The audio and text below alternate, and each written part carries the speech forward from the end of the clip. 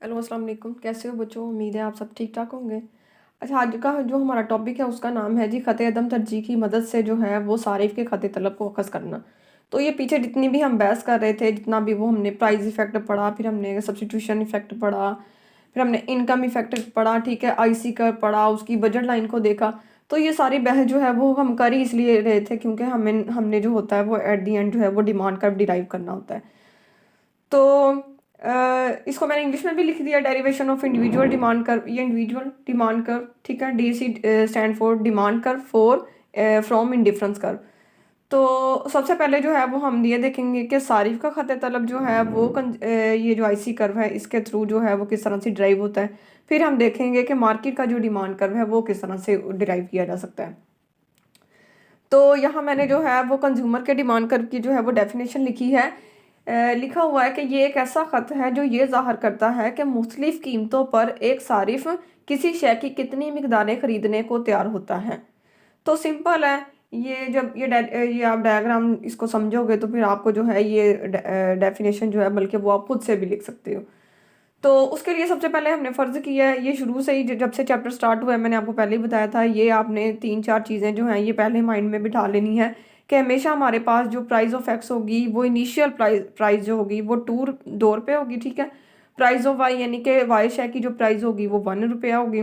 और जो हमारी इनकम होगी, जब इंडिविजुअल की इनकम की बात करते हैं तो हम उसको कैपिटल आई से जो है वो डिनोट करते हैं माइक्रो में। और जब मैक्रो में हमने इसको इनकम को शो करना होता है तो वो मैक्रो लेवल की इनकम होती है, उसके लिए हम वाई का जो है वो यूज़ करते हैं। तो यहाँ पे आई इज इक्वल टू 10 लिखा है, price of x 2, price of y जो है वो 1 मैंने लिख दिया। अब देखो, आपको पता है कि जब आपके पास प्राइस ऑफ एक्स 2 है यानी कि आप 10 रुपये से एक्स की कितनी चीज़ें ले सकते हो, 5 चीज़ें ले सकते हो। तो अगर आप 10 के 10 सारा जो है अपना बजट जो है, सारी की सारी इनकम जो है वो एक्स शेयर पे खर्च कर देते तो आपके पास एक पॉइंट आ जाता है, उसको मैंने पॉइंट ए का नाम दिया है, ठीक है। और दूसरी कंडीशन क्या है कि आप सारे के सारे जो है वो वाई पे खर्च कर दो। तो जब जब आप वाई पे खर्च करते हो तो आप 10 रुपये से वाई की कितनी चीज़ें ले सकते हो, जबकि उसकी प्राइस कितनी है 1, तो आप डेफिनेटली 10 चीज़ें ले सकते हो। तो इसको ए जो है ये इनिशियल बजट लाइन होती है। इसको मैंने ब्लू मार्कर से आपको डिनोट कर दिया ताकि जब हमने प्राइस चेंज करनी है और हमारी बजट लाइन चेंज होनी है तो आपको पता रहे कि फर्स्ट में हमने कौन सी बनाई थी। तो ये इनिशियल बजट लाइन को आईसी कर्व 1 बनाया है, ठीक है, ये उसको E1 पॉइंट पे कट कर रहा है। तो इससे क्या हमें जो है इसको अगर मैं नीचे ले आऊँ तो ये एक्स एक्सिस पे X1 की क्वांटिटी शो कर रहा है, यानी कि जब प्राइस ऑफ X2 है यानी कि एक शेयर जिसकी प्राइस 2 रुपये है वो जब 2 रुपये होगी तो आप उस एक्स की कितनी इकाइयाँ ले सकते हो, X1 ले सकते हो। अच्छा, इसी को जो है ना, इसी सारे सिनेरियो को हमने डिमांड कर्व के ड्रा करने के लिए एक नीचे एक अलग से डायग्राम बनाया है जो बिल्कुल इसी से अटैच होगा, ठीक है।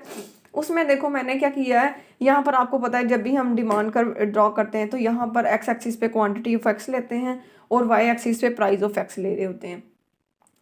तो यहाँ आप क्यू और यहाँ पी भी लिख सकते हो। तो इसी को अगर मैं नीचे ले आऊँ कि जब आपकी बजट लाइन जो है वो IC1 को टच करती है तो आपके पास जो X1 इकाई आ रही है वो मैंने बिल्कुल इसको इधर से ड्रॉ करते हुए एक नीचे लाइन लगा दी है, ठीक है। ये क्वांटिटी ऑफ एक्स को शो कर रही है, आप इसको 2, 3, 4 कुछ भी नाम दे सकते हो, ठीक है। तो अभी हमने जो है फर्ज करो 5 फर्ज किया था कि 5 इकाइयाँ ले रहे हैं तो X1 को आप 5 भी लिख सकते हो। अच्छा, यहाँ पे इधर मैंने प्राइस पी आपने वाई एक्सिस पे प्राइस लेनी होती है तो प्राइस कितनी है, एक्स शेयर की कितनी है, 2 रुपये। तो यहाँ से पी आया, प्राइस आई, और यहाँ से क्यू आया, तो यहाँ पे एक हमारे पास एक पॉइंट आ गया जिसको मैंने क्या कह दिया है, जी का नाम दे दिया। तो ये आपके पास इनिशियल पॉइंट आ गया है। अब हमने देखना है यहाँ इन्होंने क्या लिखा हुआ है कि मुख्तलिफ कीमतों पर, यानी कि हम कीमत को क्या करेंगे, चेंज करेंगे। तो हम शुरू दिन से ही जो है वो प्राइस के कम होने का इफेक्ट चेक कर रहे हैं। तो अब अगर हम फर्ज करें कि प्राइस ऑफ एक्स जो है वो कम हो के कितनी हो जाती है, वो हो जाती है 1 रुपया, ठीक है। प्राइस ऑफ एक्स को ही हमने चेंज शुरू से कर रहे हैं इसमें सारे सिनेरियो में। तो प्राइस ऑफ एक्स 2 रुपये से कम होकर कितनी हो जाती है, 1 रुपया। अब आपके पास अगर आपकी इनकम 10 रुपये है तो आपको पता है कि आप अब एक्स की भी कितनी इकाइयाँ ले सकते हो, 10 इकाइयाँ ले सकते हो, और सेम एज वाई की भी 10 इकाइयाँ ले सकते हो। यानी कि वाई के लिए तो बजट लाइन उधर ही रहेगी, लेकिन एक्स के लिए आपकी बजट लाइन क्या करेगी, अपवर्ड शिफ्ट हो जाएगी। ये एक पॉइंट आ जाएगा, ठीक है। इस पॉइंट को मैं ए बी का नाम दे दूँ, ठीक है। इससे क्या मुराद है कि आपकी प्राइस ऑफ एक्स कम होने से अगर वो एक नॉर्मल शेयर है तो कंज्यूमर ने उसकी डिमांड जो है वो पहले से ज़्यादा कर देनी है। अब यहाँ पे क्या होगा, मेरा जो न्यू इंडिफरेंस कर्व होगा, फर्ज करो मैं उसको IC2 कह दूँ, ठीक है। ये IC1 इसके नीचे चला गया, ये IC1 था, ठीक है। और ये मैंने एक बनाया है IC2। ये जो है ये मेरे न्यू बजट लाइन को पॉइंट E2 पे टच कर रहा है, ठीक है। पॉइंट E2 पे टच क्यों कर रहा है, क्योंकि मेरी प्राइस ऑफ एक्स कम होने से अब कंज्यूमर ने उसकी डिमांड जो है वो पहले से ज़्यादा कर दी है, ठीक है। क्योंकि वो एक नॉर्मल शेयर है, हम ये जो डिमांड कर्व हम ड्रॉ कर रहे हैं ये एक नॉर्मल गुड के लिए ड्रॉ कर रहे हैं। तो इसी को जो है अगर मैं नीचे ले आऊँ तो ये क्या है, ये मेरा X2 शो कर रहा है। इसको मैं बिल्कुल नीचे वाली डायग्राम में ले आऊँ तो अब मैंने यहाँ X2 लिख दिया और यहाँ मैंने क्या कर दिया, मेरी क्वांटिटी कितनी हो गई है 10। मैं अब 5 की बजाय एक्स की कितनी इकाइयाँ ले रही हूँ, 10 ले रही हूँ, जबकि उसकी प्राइस 2 से कम होके कितनी हो गई है जी, 1 हो गई है। Price of x is equal to आप 1 लिख दो। तो ये आपके पास जहाँ पे ये प्राइस और ये क्वांटिटी की लाइन एक दूसरे को टच कर रही है, इसको आप एक पॉइंट का नाम दे दो। बुक में आपके जी लिखा हुआ था, इसको मैं H लिख रही हूँ। आप कोई भी अपनी मर्जी से कोई भी नाम दे सकते हो, ठीक है। तो हुआ क्या कि देखो प्राइस ऑफ एक्स कम होने से एक नॉर्मल गुड की कंज्यूमर ने क्या कर दिया, डिमांड पहले से ज़्यादा कर दी। तो इसको और इसको मिलाने से जो मेरे पास आएगा इसको हम कहते हैं कंज्यूमर डिमांड कर, एक सारिफ का जो है खत तलब। तो देखो इस डेफिनेशन को अगर मैं दोबारा आपको बताऊं कि ये एक ऐसा खत है, ये वाला, ठीक है, ये एक ऐसा खत है जो ये जाहिर करता है कि मुख्तलिफ कीमतों पर, मुख्तलिफ कीमतें कौन सी हैं, पहले प्राइस ऑफ एक्स 2 थी, फिर प्राइस ऑफ एक्स क्या होगी, 1 होगी, दो मुख्तलिफ कीमतों पर एक सारिफ किसी शय की कितनी मिकदारें खरीदने को तैयार है। कि प्राइस ऑफ एक्स पे जब 2 थी तो कंज्यूमर कितनी इकाइयाँ ले रहा था, 5 इकाइयाँ ले रहा था। अब प्राइस ऑफ एक्स कम होके 1 हो गई है तो कंज्यूमर ने क्या कर दिया, उसकी डिमांड इंक्रीज कर दी। तो ये था सिंपली कंज्यूमर का डिमांड कर्व। अब जो है वो हम देखते हैं कि मार्केट का जो डिमांड कर्व है वो किस तरह से हम ड्रॉ कर सकते हैं। अब नेक्स्ट जो है वो हमारे पास है जी मार्केट का डिमांड कर्व, मंडी का खते तलब। तो मंडी का खत तलब जो है ये सिंपली क्या होता है, किसी मंडी में मौजूद तमाम सार्फिन की इनफरादी खत तलब का उफ़की मजमुआ होता है, ठीक है। उफ़की मतलब इस साइड पे आपका जो है वो आप इसका करोगे, क्या उसे कहते हैं, उसका समीशन करोगे। तो अच्छा, इसके लिए जो है आपकी बुक में वो गोशवारा भी बनाया हुआ है, टेबल भी बना हुआ है, आप उसको खुद देख लेना। मैं उस टेबल को डायग्राम को जो है वो इधर इकट्ठा एक्सप्लेन कर रही हूँ। तो सबसे पहले आपने क्या लिया है, आपने यहाँ पे लिया है प्राइस लिया है और यहाँ पे क्या लिया है, क्वांटिटी ऑफ एक्स लिया है, फर्ज करो। तो अब क्या है, अब एक चीज़ है, ठीक है, उसको जो है वो डिफरेंट कंज्यूमर जो है वो परचेज करते हैं, खरीदते हैं, ठीक है, उसकी तलब जो है वो शो करते हैं। तो देखो अगर ये जो प्राइस जो है वो एक चीज़ की 4 रुपये है, ठीक है। इनिशियल स्टेज पे हमने फ़र्ज़ किया कि एक चीज़ है उसकी प्राइस कितनी है जी, एक चीज़ आपको कितने की मिलेगी, 4 रुपये की मिल रही है। फ़र्ज़ करो आप मंडी में गए और आपने जो है वो क्या लेना है, मंडी से क्या लेते हैं लोग, आलू लेने हैं जी। तो आलू कितने के मिल रहे हैं, 4 रुपये के मिल रहे हैं। तो 4 रुपये के जो आलू मिल रहे हैं उसके लिए फ़र्ज़ करो जो पहला कंज्यूमर है ये जो है, ठीक है, ये फर्स्ट वन अगर कंज्यूमर को अगर हम कंसीडर करें तो वो उसकी कितनी इकाइयाँ ले रहा है, वो 1 kg 1 किलो जो है वो आलू खरीदने के लिए रेडी है, ठीक है। उसकी डिमांड ही इतनी है या उसके लिए प्राइस इतनी है ये कि वो उससे 1 kg ही लेना चाह रहा है।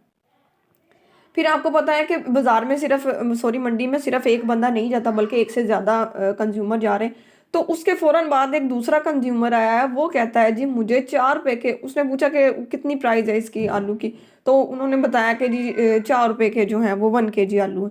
तो वो कहता है कि मुझे 2 किलो आलू चाहिए, ठीक है।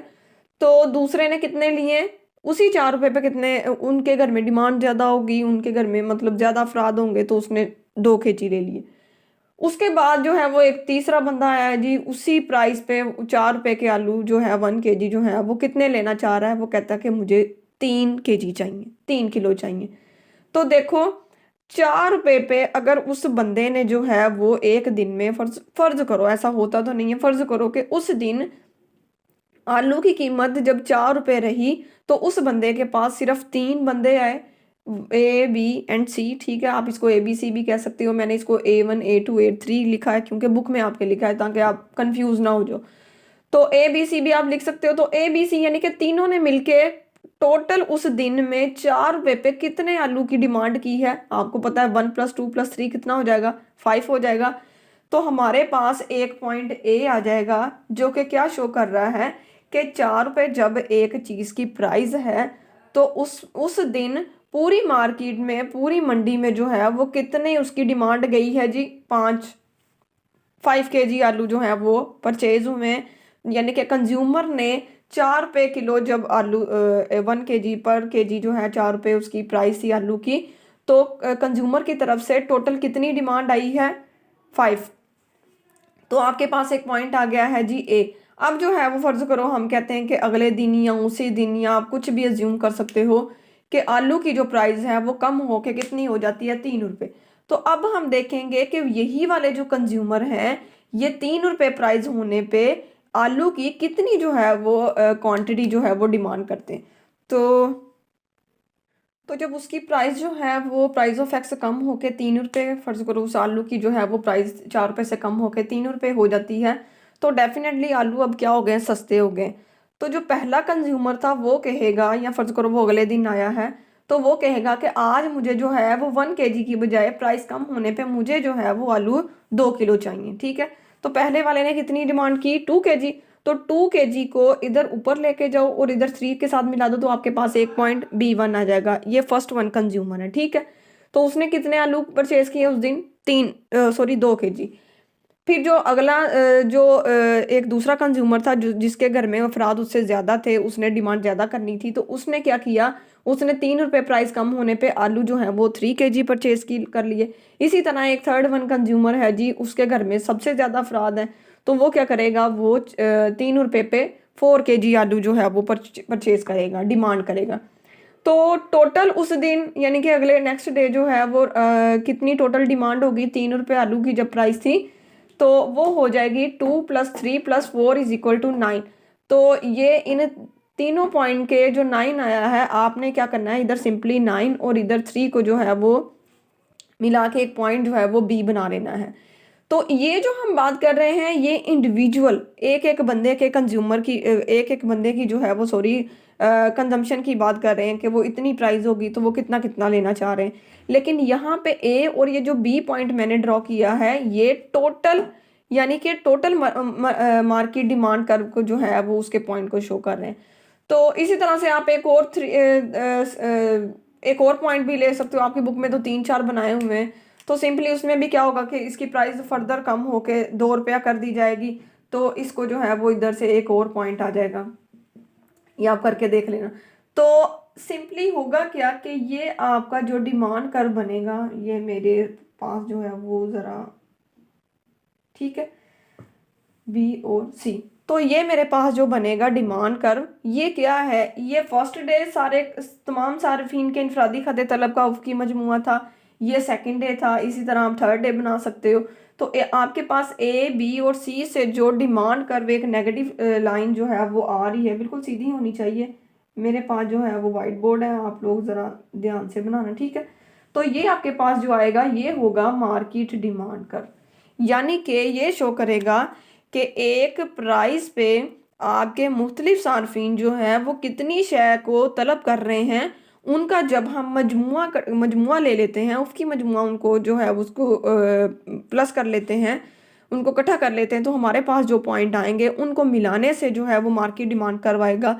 और सेम है जैसे कि इंडिविजुअल डिमांड कर था, ये भी मार्केट डिमांड कर भी क्या शो करेगा कि आपकी प्राइस के कम होने से एक नॉर्मल शेयर की जो कंज्यूमर होगा वो उसकी डिमांड पहले से इंक्रीज कर देगा, यानी कि मार्केट का जो डिमांड कर्व है वो भी प्राइस और क्वांटिटी के दरमियान जो है वो नेगेटिव रिलेशनशिप को शो करता है। तो ये था हमारा आज का टॉपिक। आप लोगों ने इसको जो है वो ज़रा ध्यान से देख लेना है, ख़ुद भी बना के देखा करो। मैंने आपको बार बार बताती हूँ कि कुछ नहीं समझ आता, कोई पॉइंट, कोई वर्ड, कोई लाइन, कोई कॉन्सेप्ट, कोई डायग्राम में कोई पॉइंट आपको नहीं समझ आया तो आप लोग जो है वो मुझसे काइंडली पूछा करो। आप पूछोगे, एक बच्चा पूछता है तो जारी बात है बहुत सारे बच्चों का जो है वो उसमें भला हो जाता है। मैं उसको जो है वो दोबारा से अच्छी तरह से, कोई शायद मेरे बताने में कोई कमी रह जाए और मेरा पॉइंट वो जो है वो मैं दोबारा आपको जो है वो एक्सप्लेन कर दूंगी, ठीक है। तो इसको आप लोगों ने देख लेना है। बाकी इंशाल्लाह जो है वो अगर हम जो है वो कल अगला अपना जो है वो डिस्कस करेंगे। तो ठीक है, ओके, अल्लाह हाफिज़।